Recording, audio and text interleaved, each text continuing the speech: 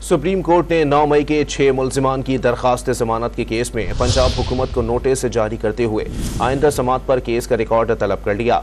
Justice Jamal Khan Mandokhail की सरबराही में 3 रुकनी bench ने समाअत की।